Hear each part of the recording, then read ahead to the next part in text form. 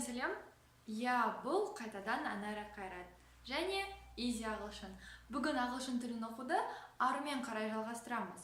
Және де бүгінгі тақырыпты мен оқылмайтын әріптерге арнағым келіп тұр. Яғни сөздерде жазылады, бірақ неліктен оларды оқымаймыз? Бүгін сондай 3 әріпті аламыз. Олар B, D, L. Көп сөздерде ол әріптерді оқымай қаламыз. Әрине оқылатын кездер де болады, бірақ біз бүгін оқылмайтын жағдайларды қарастырамыз.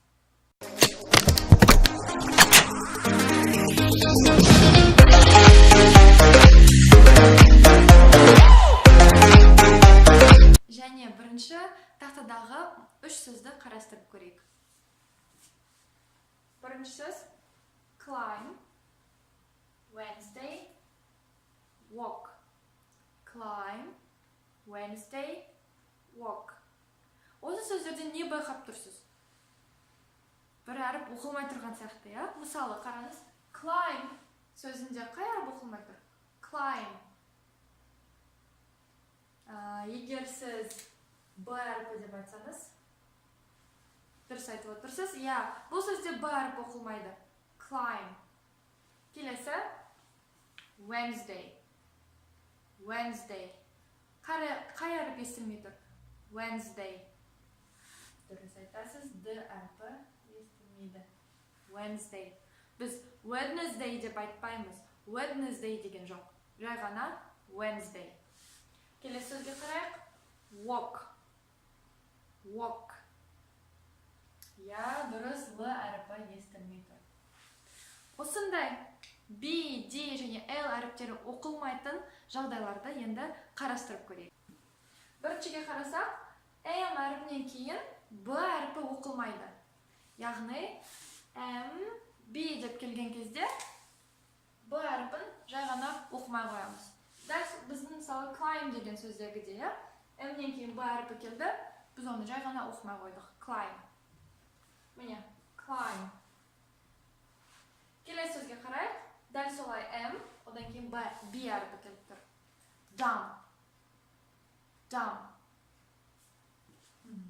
Бұл оқылмайды. Келесі comb. Comb. Comb деген тарақ, тарақ. Comb. Келесі сөзге қарайық. Some. Some. Тағы да Б әріп оқылмайды. M-нен кейін Б келді, оқымай қоямыз. Bomb. Bomb. Яғни бомба. Bomb. Limb. Limb. Тағы да Б әріпін оқымаймыз. Тағы да қайталаймын. M-нен кейін B әріпі келсе, ол оқылмай қалады. Екінші жағдай қарайық. T алдында B оқылмайды. Яғни T әріпінің алдында B әріпі келсе, тағы да оны оқымай қоямыз. Бұл әрқашанда олай емес. Жазып қойыңыз да көбінесе. Көбінесе. Бөліп жүретін болыңыз. Яғни сіз білесіз, ағылшын тілінде ереже болғанмен ол 100% іске асады деген сөз емес. Ол 100%-дық ереже деген өте аз. Солардың біреуі осы. Т алдында Б оқылмайды дейміз, бірақ кейде оқылатын да жағдайлары болады. Ал сөздерді қарап көрейік. Debt. Debt. Көп адамнан естимін debt деп айтады. Debt. Жоқ, Б әріпі мүлдем жоқ. Debt. Міне келіп тұр. Debt. Келесі. Doubt. Doubt. Б естілмейді. Doubt. Saddle. Saddle. Тағы да Б әріпі естілмейді. Бұл сөзді ағылшын тілінің иелері де саптыл деп кейде қате айтады. Бірақ дұрысы saddle. Saddle. Б әріпі оқылмайтын жағдайларды қарастырдық. Енді келесі Д әріпі оқылмайтын жағдайларды қарастырып көрейік. Д әріпі қашан оқылмайды? Бірінші жағдай. D, G бірге келсе, Д оқылмайды. Яғни, D, G бірге келген кезде, Д әріпін жай ғана оқымай қоямыз. Мысалы, judge. Judge. Сіздер айтпайсыздар? Judge. Judge деп. Judge. judge. Д әрпін оқымаймыз. Дәл солай. Hedge. Hedge. Pledge. Pledge. Бұл сөздер өте көп кездеспейді. Бұл сөздерді білмеулеріңіз де мүмкін. Жай ғана осы ережеге бағынатын болғандықтан осы сөздерді алып отырмын.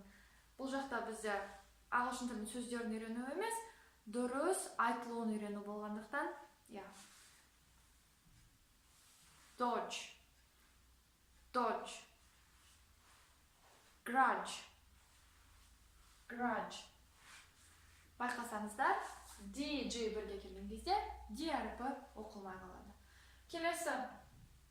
Екінші жағдай бұл ешқандай ережеге бағынбайды.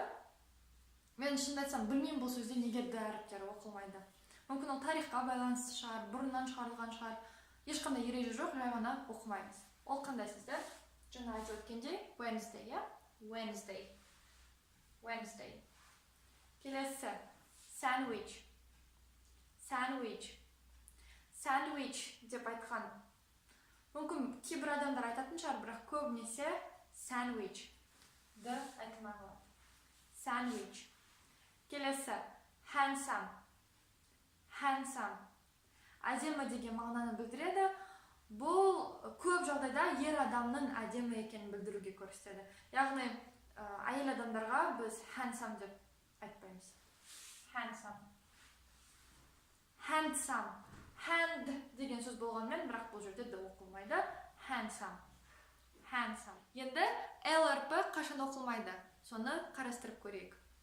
Ол көбінесе A, O, U әріптерінен кейін келгенде оқылмай қалады. Және маңызды нәрсе көбінесе, яғни 100% бұлай емес, әрбір жерде L әріпін оқымай тастап кетпеңіз. Ондай болмайды. Тек кейбір ерекшеліктерді естеріңізде сақтау үшін осы ережені беріп отырмын. Қандай жағдайлар бар? Бұны A әріпінен кейін, O және U әріпінен кейін біз L оқылмай қалады деп айттық. Кәне қарастырып көрейік. Бірінші сөз calm. Calm. Көптеген картиналар көрген шығарсыздар. Keep calm and learn English. Және әртүрлі keep calm and dance, keep calm and travel. Және тағы басқа. Calm. Сол жақтағы сөз. Calm. Calm емес, Calm. Келесі. Talk. Talk. Сіздер байқап қойдыңыздар, осы біз орыс тілде, қазақ тілде ток-шоу деп айтамыз ғой. Сол кезде толк-шоу деп айтпаймыз. Ток-шоу. Себебі Л әріпі бұл жерде де оқылмай қалады. Talk. Келесі, talkқа ұқсайтын сөз, жаяу жүру, walk. Walk. Бағана айтқан болатынбыз. Келесі, сағатта көп қолданылады. Half. Және де менің көптеген оқушым бұны half деп айтады. Жоқ, Л оқымаймыз. Half. Half. Арғарай. Мынау үшеуі модальдік етістіктер. Өздері бір-біріне ұқсайды. Оқылуы. Would, should, could. Would, should, could.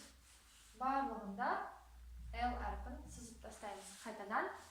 Would, could, should. Және де бұны көбісі cold деп оқиды, would деп. Жоқ. Would, could, should. Келесін қарап көрейік. Salmon. Salmon. Бұл деген лосось. Қазақша қателеспесем қызыл балық деп айту керек. Salmon. Salmon. Қызыл балық ұнататындарыңыз болса лайк басыңыздар. Өте жақсы көремін. Келесі. Folk. Folk. Халық деген сөзбен бірдей. Folk. Келесі. Chalk. Chalk. Бор. Борды қолданатын адам аз шығар. Chalk. Және де бүгінге соңғы сөз. Calf. Calf. Аяқтың балтыры. Calf. Ешқандай да calf емес. Calf. Бүгінге осы. Барлықтарыңызға видеоны аяғына дейін көргендеріңізге рахмет. Көбінесе ағылшын тілін жанынан оқып келе жатқандар жындануы мүмкін. Неге осы әріптер жазады, егер оны оқымайтын болсақ? Шынымды айтсам, өзім де білмеймін, бірақ маған осындай ережелермен де ағылшын тілі өте ұнайды, өте қатты қызығамын. Сіздерге де менің қызығушылығым берілсін, ағылшын тілін бірге жақсылап оқып, ағылшынша сөйлейік. Сіздермен бірге болған Анайра Қайрат, бұл Изи ағылшын. Рахмет. Және де менің арнама жазылуды ұмытпаңыздар, лайк басыңыздар. Сұрақтарыңыз болса, комментарийде ұялмай жаза беріңіздер. Барлығына жауап беруге тырысамын. Сау!